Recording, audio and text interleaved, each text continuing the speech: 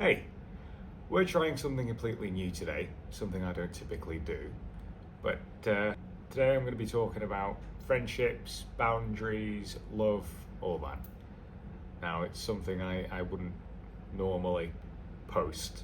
I thought, I'd try something new, and we all need to let it out in some way or form.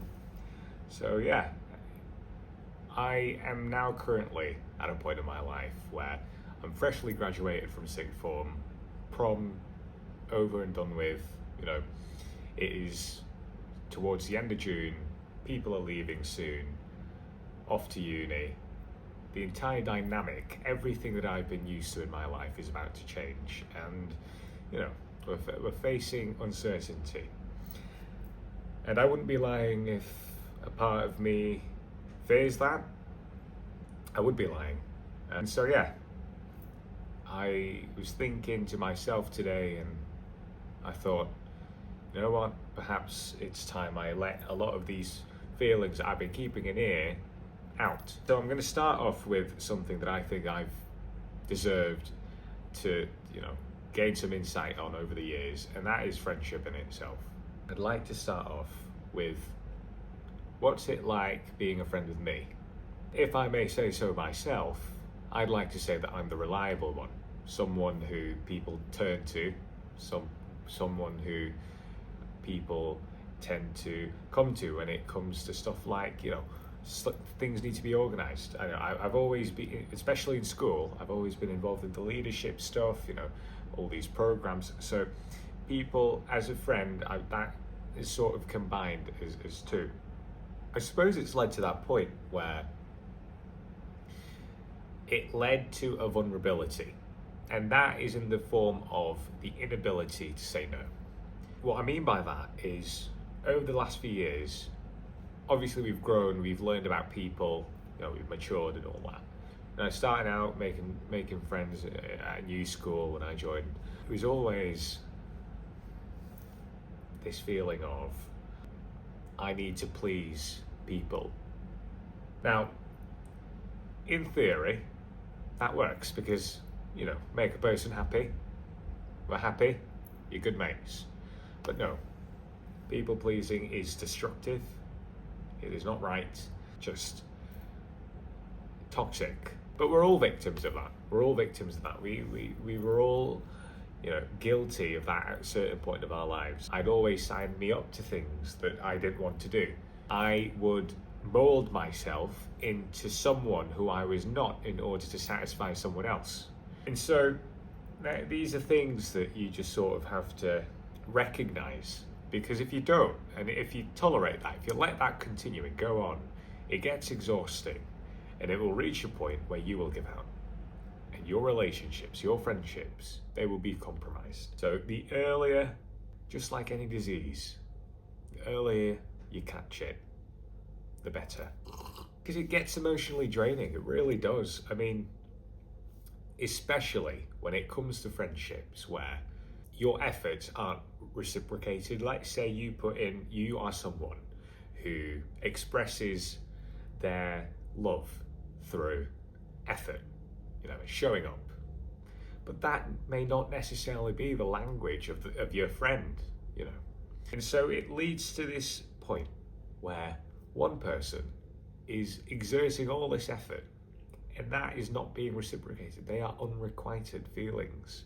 Effort not being matched will be the first sign that will lead to that breaking point, because one party will eventually get exhausted. It is emotionally draining. The emotional costs of being a people pleaser, of always, saying yes, it will not lead nowhere. It often led to me putting the needs of others before my own. And can I just say that looking back at it now, I did not need to do that, because the people who I did do that for, it's not worth it. You are someone who thinks that, you need to mold yourself into this picture or this person that someone thinks you should be in order to satisfy them. No, don't do that. Don't lose yourself. Every fragment of you is important. And if people don't accept that, then they're not meant to be your friend. And, that leads me to this, it reminds me of this one person. An absolute arse, okay? Without naming any names. They're the jealous friend, right? When it comes to jealousy, there's healthy and unhealthy jealousy. Healthy jealousy is when you look at your friend, you see their successes and their triumphs, and you're like, you know what? He's doing really good. Use that as motivation for your own life, Make that something that motivates you. That is what I call healthy jealousy. But then you've got unhealthy jealousy, which is the one we are all aware of. You look at someone else, you start talking shit about them to someone else because, you can't accept the fact that they're doing good in life while you're over here, just here. Reminds me of this one friend, well, a former friend, who often could not accept the good karma in my life. And okay, I welcomed this guy into a community with open arms, introduced him to my mates, ended up becoming, a good group. Become very close for years, but I start noticing red flags. And it all eventually breaks down because I start to realise, even in the most minor of issues, he weaponizes vulnerability. He gains my trust. Here's the thing. I am a person who values loyalty. And once that is broken, it is very hard to get back. When he weaponized vulnerability, that was my sign. You know what? This is not a friendship that I would like to retain. It is not something that I would like to have in my life, because not only does it show that when times get tough, you are one to immediately leave me stranded, but no, you use my vulnerabilities against me. And not even in a major argument, in the most minor of arguments. I experienced that was something else. That hit me. It was like a slap to the face, it really was. And so I wasn't going to deal with it. But yeah, there are some people who just tend to become possessive. There's this other friend, a manipulative one, right? That leads into the question, do our friends get to dictate who we're friends with? Basically, this friend of mine did not like the fact that I remain friends with people who they are no longer friends with, right? If it was a case where I only became friends with this person because of you, fair enough, I would get why you were upset. But no, I had history with the other person, and it was a friendship that we built on our own. That has nothing to do with you. They cut each other off. I remain friends with the other one. And for some reason, this one just can't accept the fact that, here's the thing, look, fair enough, I get the point, but you cannot expect me, someone who was separate and totally not involved in your problem, to just snap my fingers and completely abandon the other one. I'm not that type of person, right? My conscience would not allow me to do that. In order for me to mentally process in my head, right, is what this person did right or wrong? Because that's what it ultimately comes down to, right or wrong. I am friends with you both. It is a matter of who is right and who is wrong. And is it my decision to decide who is right or wrong in this scenario? No. But because you are asking me, you are forcing me to choose sides, I am left with no choice. And so these are just some situations where you encounter people who aren't good for you, right?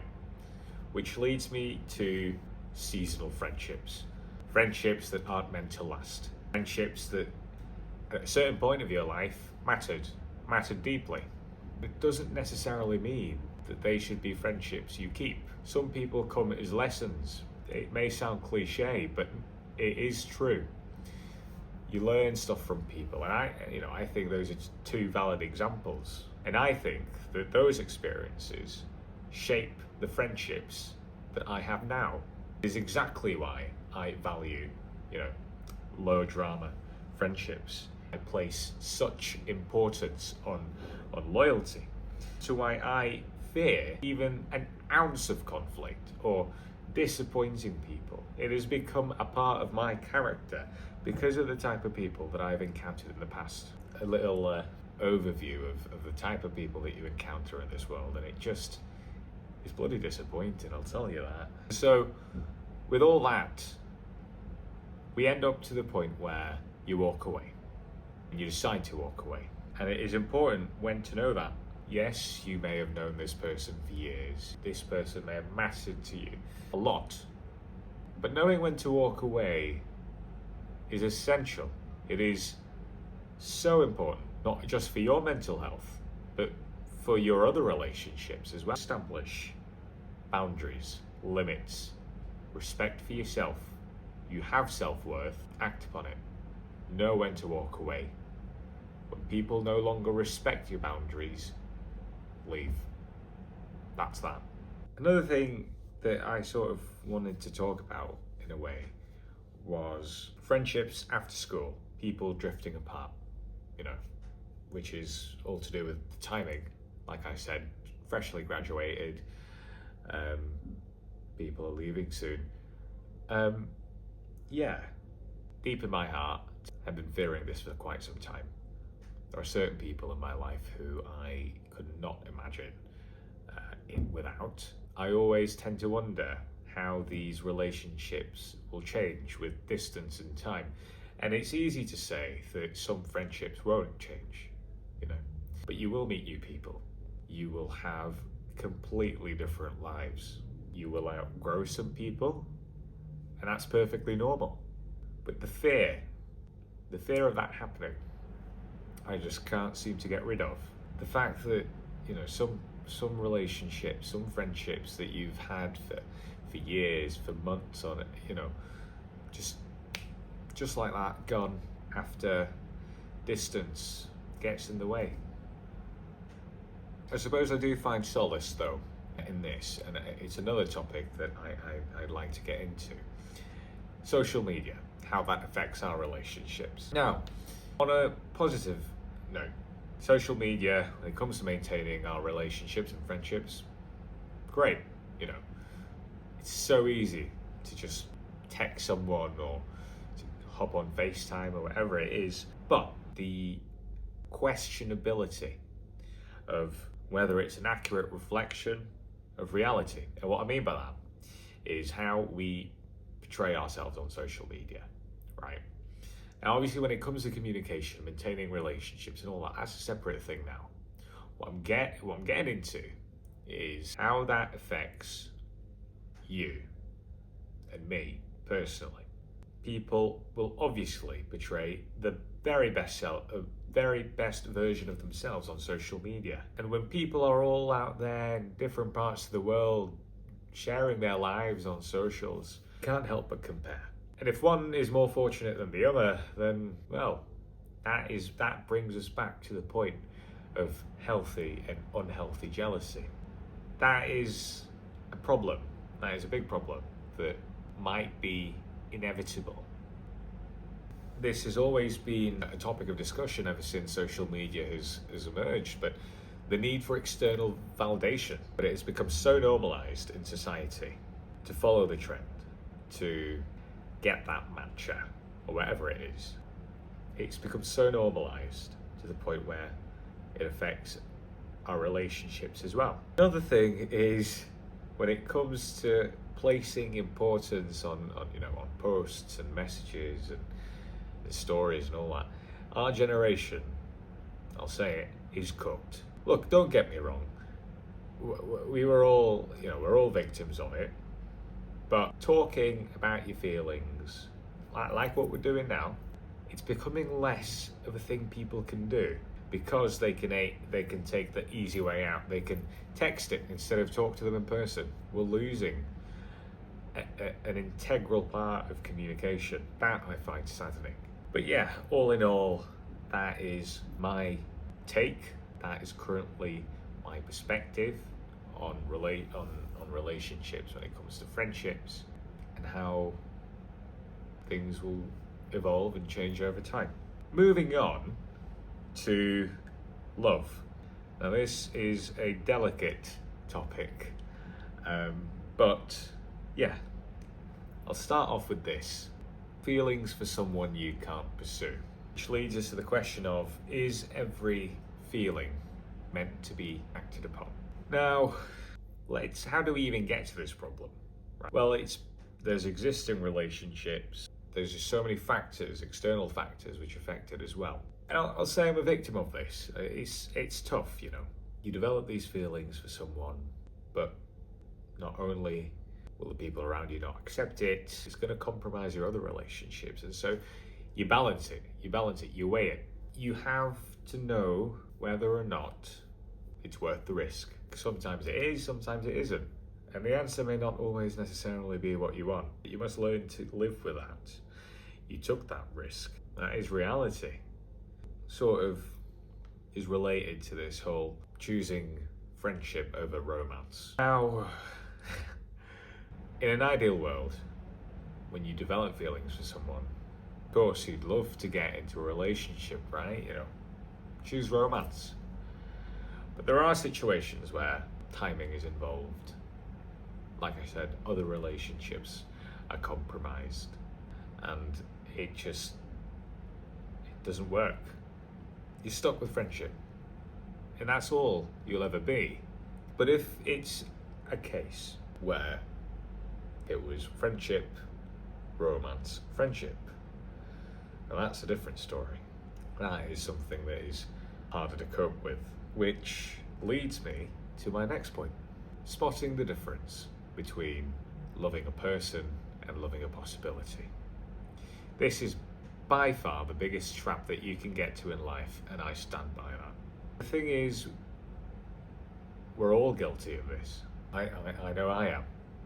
We tend to form this perfect image of someone in our heads and fantasize that version of them, when in reality, the person in front of you is not that. You give them these seamless qualities, perfect qualities, which is why, that is why you have those feelings for that person. But in reality, it isn't always the case. That is a dangerous, dangerous trap that one can fall into. Are you falling in love with the person in front of you, or an ideal, or an accumulation of fragments of your imagination that you've made up in your mind? And so that is something one must distinguish before making any radical decisions, because a friendship is on the line, always is. What comes into play as well with all this is into consideration history, the memories, the nostalgia.